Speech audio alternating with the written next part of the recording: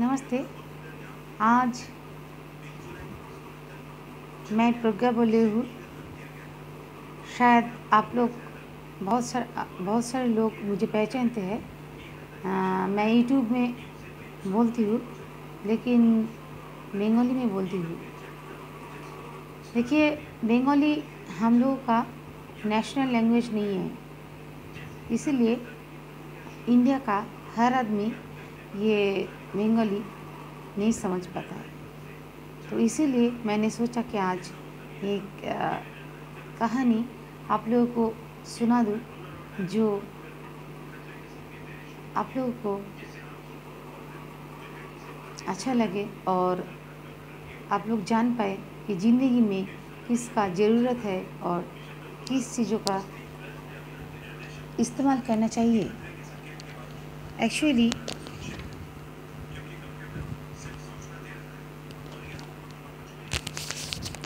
Actually देखिए, मैं जो बोल रही हूँ ना, ये एक सच्चा स्टोरी है। और ये स्टोरी सुनकर आप लोगों को शायद अच्छा लग जाएगा। और ह्यूमैनिटी क्या होता है, देखिए, रुपया से कुछ नहीं होता। रुपया, हाँ, रुपया चाहिए सब लोगों को, लेकिन रुपया से सब कुछ नहीं मिलता। ह्यूमैनिटी और एक अच्छा सच्चा दिल से अगर कुछ आप लोगों ने किसी के लिए कुछ कर ले, तो उसका रिज़ल्ट ज़रूर आपको मिल जाएगा एक दिन ना एक दिन, शायद। क्योंकि आप लोग जानते हैं, न्यूटन्स का थर्ड लॉ कभी झूठा नहीं है। न्यूटन का थर्ड लॉ ऑब्वियसली एप्रोप्रिएट है। और ये जो कहानी मैं बोलने जा रही हूँ आज, वो ही हमारा नेशनल लैंग्वेज में बोल रही हूँ। तो इसीलिए मेरा इरादा है कि सब लोग सुनेंगे और जान पाएंगे कि ह्यूमैनिटी क्या होता है। और उसके लिए आप ज़िंदगी में कभी ना कभी, किसी ना किसी टाइम, आप लोगों को ज़रूर उसका रिज़ल्ट वो गॉड ने आपको ज़रूर देंगे। हम लोग गॉड को नहीं मानते आजकल साइंस को लेकर, लेकिन नहीं, मैं भी साइंस का स्टूडेंट हूँ, फिर भी मैं बोल रही हूँ, न्यूटन का थर्ड लॉ वो गॉड के तरीके में चलते हैं। तो मैं आज एक हमारा नेशनल लैंग्वेज में एक स्टोरी आपको सुनाने जा रही हूँ। तो प्लीज़ आप लोग सुनिए, और अच्छा लगे तो ज़रूर उसको लाइक कर देना और कमेंट कर देना, शेयर कर देना और सब्सक्राइब ज़रूर करना। मैं बंगाली में बोलती हूँ, लेकिन आज मैं नेशनल लैंग्वेज में बोल रही हूँ, हिंदी में, क्योंकि सब लोग ये सुन पाए, जान पाए, समझ पाए कि ह्यूमैनिटी क्या होता है और उसका रिज़ल्ट क्या मिलता है। ओके, तो डन, मैं शुरू कर रही हूँ मेरा वो स्टोरी।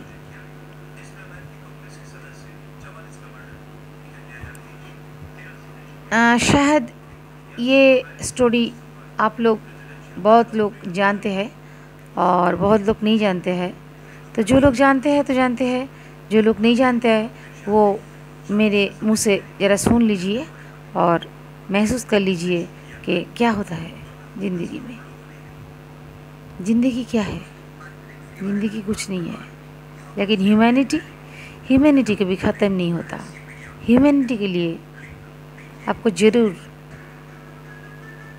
प्राइज़ आपकी ये ज़िंदगी में मिल जाएगा। ये मैं बोल रही हूँ,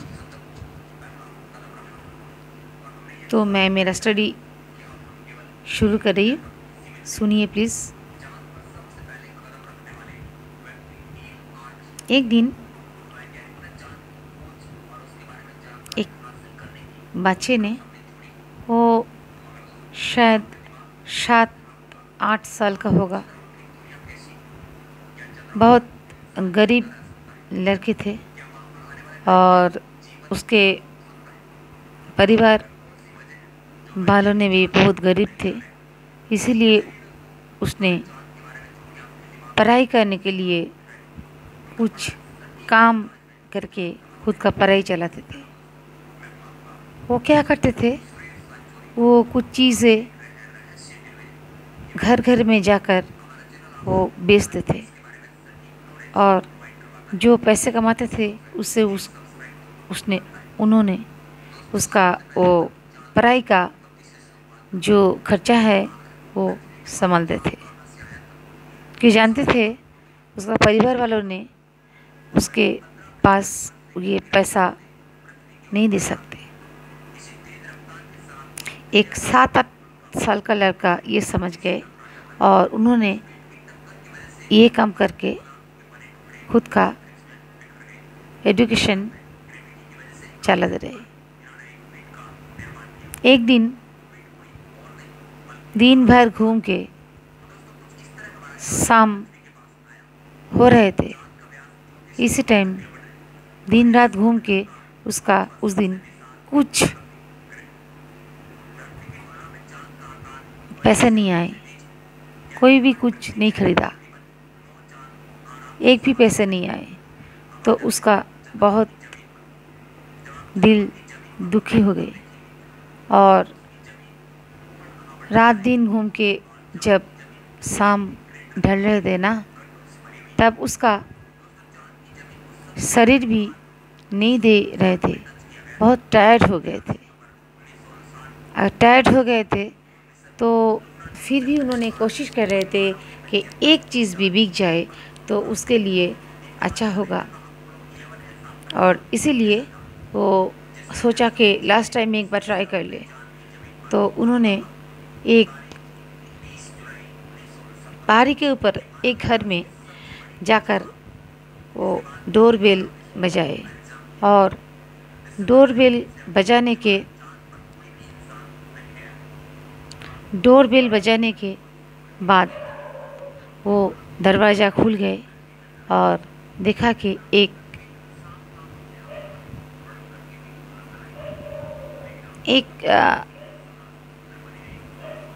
30-32 साल का एक लड़की, शादीशुदा, हाँ, वो निकल आए और बोला कि हाँ बेटा क्या चाहिए। तो उन्होंने बोला, देखिए आंटी, मेरा ये एजुकेशन चलाने के लिए मैं कुछ सामान बेचती हूँ और आज मैं सारा दिन घूम के कुछ भी नहीं बिका और मेरे पास एक भी पैसे नहीं आए और आज आप एक भी चीज़ मुझसे ले ले तो मेरा पास कुछ पैसे आ जाएगा और मैं मेरा पढ़ाई के लिए वो जमा कर पाऊँगी। तब वो जो लड़की थे ना, वो जो घर का जो मालकिन थे, उन्होंने उसको घर में वो बेटा तुम घर पे आओ।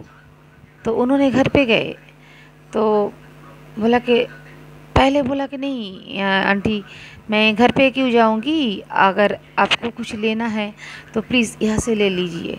लेकिन वो जो मालकिन है ना उसका, वो उन्होंने बोला कि नहीं बेटा, तुम घर पे आओ, बैठो, शायद लग रहा है तुम बहुत थके हुए हो और घर पे आकर थोड़ा आराम कर लो तो तुम्हारा अच्छा होगा, फिर तुम्हारा घर चले जाओगे। तो ये सच है कि वो बहुत टायर्ड थे, इसीलिए उन्होंने समझा कि हाँ, मैं कुछ टाइम तक मैं यहाँ पर बैठ के थोड़ा आराम कर सकती हूँ। ठीक है। और उन्होंने सोचा कि वो जो मालकिन है उन्होंने कुछ ले लेंगे उसके पास से और उसका कुछ पैसे आ जाएगा। ठीक है। तो वो बच्चों ने वहाँ पर एक तकिया थे उस पर बैठ गए और उसके बाद वो जो मालकिन है ना उस घर में और कोई नहीं था। उन्होंने बोला कि देखो, मेरा बेटा है, आ, लेकिन वो बाहर रहते हैं, मेरा कोई खबर नहीं लेता। तो एक बच्चा ने क्या समझेगा इससे? एक बच्चे के पास से हम लोग नहीं ये होप कर सके वो ये समझ जाएगा।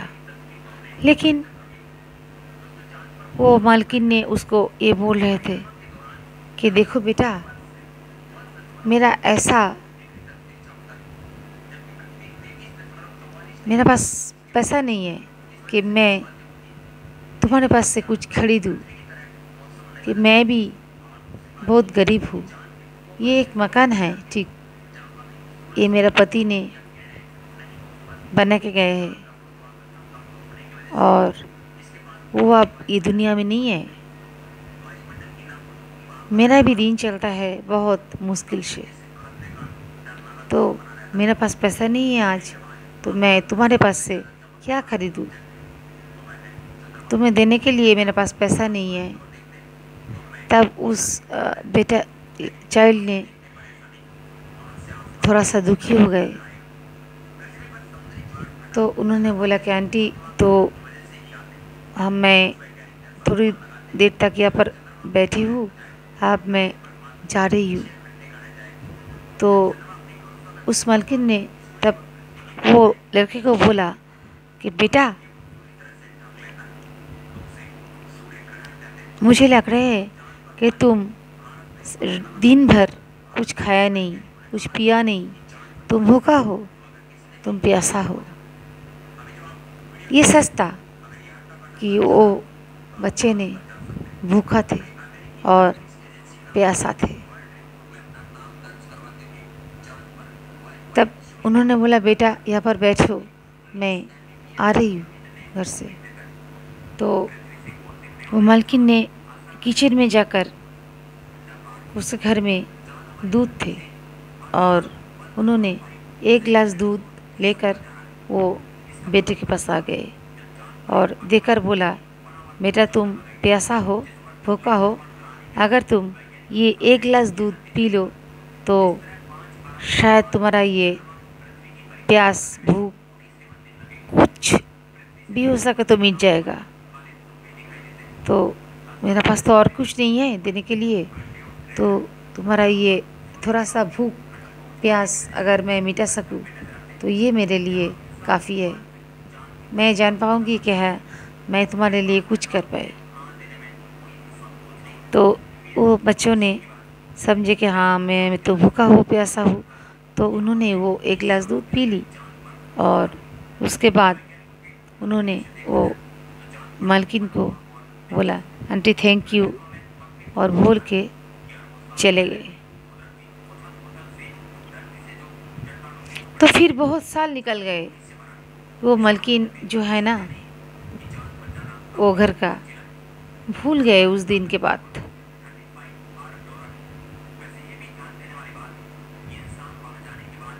बहुत दिन, बहुत साल गुजर गए।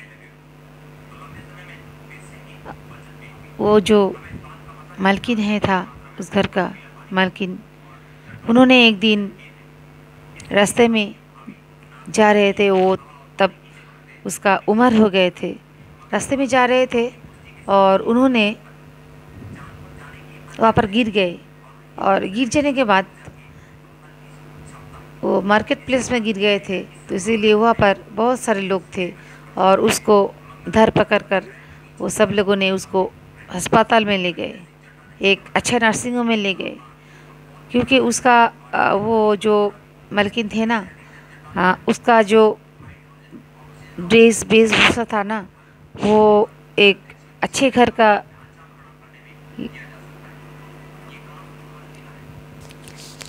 लग रहे थे, कि वो एक अच्छे घर का औरत है। तो ठीक है, तो वो नर्सिंग होम में वो लोग उसको एडमिट करके चले गए। उसके बाद उसका सब कुछ टेस्टिंग हुआ और निकल आए कि उसका बाईपास सर्जरी करना पड़ेगा, हार्ट ब्लॉकेज हो गया। तो ये बाईपास सर्जरी करने के लिए तो बहुत पैसा लगते हैं, तो कौन देगा? ठीक है, लेकिन तब वो तो उसका जो सेंस में नहीं थे ना, वो जो महिला थे वो तो उसको सेंस में नहीं थे, क्योंकि वो बीमार हो गए थे, उसका सेंस चले गए थे। तो इसीलिए सब लोगों ने समझा कि अगर उसका बाईपास सर्जरी हो जाए और उसके बाद उसका जो चेहरा है, उसका जो वो जो पहना हुआ है था वो उसके साथ वो समझ रहे थे कि लोग कि हाँ वो अच्छे घर का है, और अगर उसका सेंस आ जाए तो वो ज़रूर उसका घर का पता बोल देगा, और वहाँ से सब कुछ वो नर्सिंग होम का जो खर्चा है ना वो निकल आएगा। भर देंगे सब लोग। तो वो बाईपास सर्जरी तो हो गए। तो बहुत दिन हो गए कि वो बस नर्सिंग होम में वो लेटे हुए थे एक बेड में,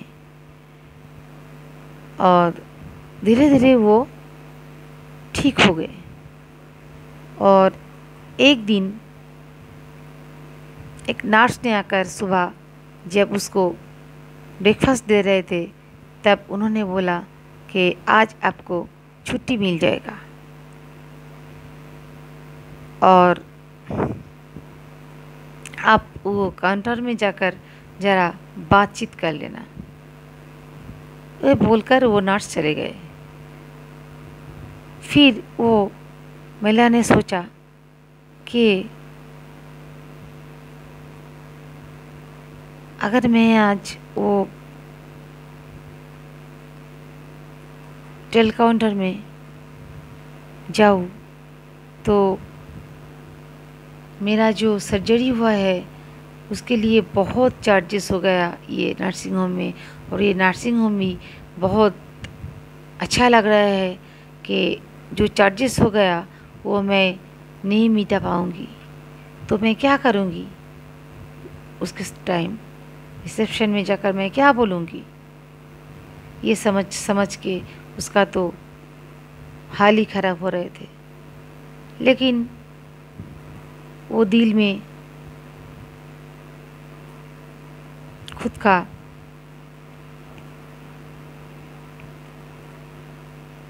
दिल में जो डर थे वो ज़रा छोड़ के उन्होंने रिसेप्शन में गए और पूछी कि मेरा बिल दिखाइए मुझे। तो वो जो रिसेप्शनिस्ट थे ना वहाँ पर, उन्होंने एक रिसीट उनके पास दी और देखा कि वहाँ पर 4 से 5 लाख रुपया खर्च हो गए और वहाँ पर पेड लिखा हुआ था। तो उन्होंने बहुत एक तरीके से चमक गए कि कौन पेड किया मेरा ये हॉस्पिटल का ये इतना बड़ा अमाउंट, कौन पेड किया? तब उन्होंने वो रिसेप्शनिस्ट को पूछा कि ये कौन पेड की? तो वो रिसेप्शनिस्ट ने एक खाम, कागज़ की खाम उसको दे दिया और उन्होंने वहाँ पर, और रिसेप्शन ने बोला कि आप वो आपका केबिन में जाकर वो खोलिए। तो वो केबिन में चले गए और वो खाम खोल के देखा कि वहाँ पर एक चिरकुट है और वहाँ पर लिखा हुआ है 1 ग्लास दूध का दम। तो क्या समझे अब लोग?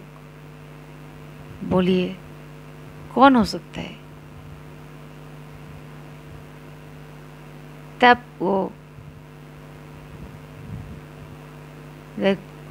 महिला ने समझ गए कि कौन ये पेट किया, और ये जानकर उसको खुशी हो गया कि जिस लड़के को वो एक दिन 1 ग्लास दूध देकर उसका थोड़ा सा थकान निभाए थे, आज उन्होंने उसका जान वापस देकर 1 ग्लास दूध का ऋण चुका गए। और ये भी जान गए कि वो बाईपास सर्जरी किया वो लड़के ने जो एक दिन वो कुछ सामान, छोटा सा सामान बेच के खुद का पढ़ाई चला रहे थे, आज एक वो बड़ा कार्डियोलॉजिस्ट बन गए, कार्डियो सर्जन बन गए। ये देखकर वो महिला को आँखों से पानी आ गए। तो देखिए, अगर हम लोग भी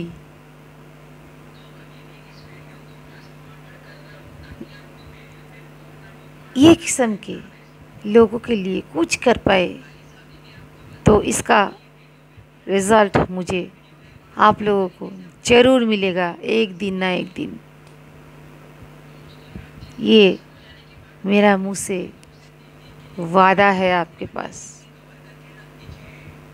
क्योंकि न्यूटन का 3rd लॉ कभी झूठा नहीं होता। आप जो देंगे आपके पास फिर से डबल होकर वापस आ जाएगा। और उस महिला ने समझ गए कि मेरा पास वो डबल क्या, डबल से डबल, उसके कोई हिसाब नहीं आई, वो 1 ग्लास दूध का दाम नहीं हुआ। 1 ग्लास दूध का दाम से बहुत ज़्यादा दाम वो लड़के ने आज चुका गए। खुद के हाथों से वो खुद सर्जरी की और वो नर्सिंग होम का पूरा बिल उसने भर दी। उन्होंने आज इंडिया की वर्ल्ड का एक फेमस कार्डियो सर्जन बन गए। ये जानकर वो महिला को बहुत खुशी हुई और उसके आंखों से पानी निकल आए। तो देखिए,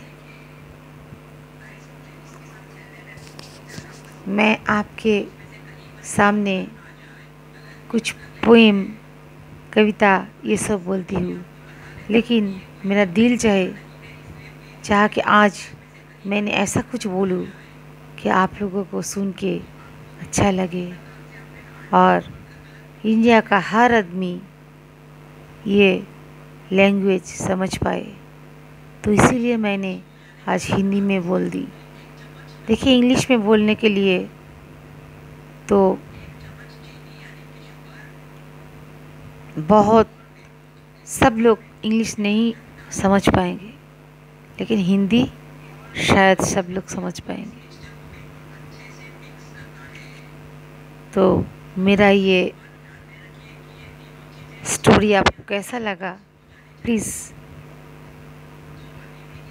कमेंट कर दीजिएगा, एक लाइक दे दीजिएगा, शेयर कर दीजिएगा और सब्सक्राइब ज़रूर कर दीजिएगा। मेरा चैनल का नाम आप जानते हैं, फुग्गारे चैनल। मैं कोई मशहूर यूट्यूबर नहीं हूँ अभी, बस कुछ दिन से मैं आपके साथ ये यूट्यूब चैनल में एक यूट्यूबर बन के बोल रही हूँ। ये पूरा मेरे लिए एक गॉड गिफ्टेड है गूगल की तरफ से, और इसीलिए मैं यूट्यूब कम्युनिटी और गूगल के पास एहसानमंद हूँ। तो आज के लिए मुझे इजाज़त दीजिए। मैं एक दिन दूसरे दिन फिर आऊँगी और मैं और एक कहानी सुनाऊँगी, और मेरा जो वादा था वो मैं ज़रूर निभाऊँगी कि मेरा ब्रेन डेवलपमेंट बारे में मैं ज़रूर आप लोगों को एपिसोड में जाकर एक एक करके हर रोज़ कुछ ना कुछ शेयर कर दूँगी, जो पेरेंट्स लोगों को, बड़े लोगों को अच्छा लगेगा। मैं जानती हूँ अच्छा लगेगा, जो लोग कॉन्शियस पेरेंट्स हैं उन लोगों को अच्छा लगेगा, वो सुनेंगे और दिल से सुनेंगे। तो आज के लिए इजाज़त दीजिए। नमस्ते,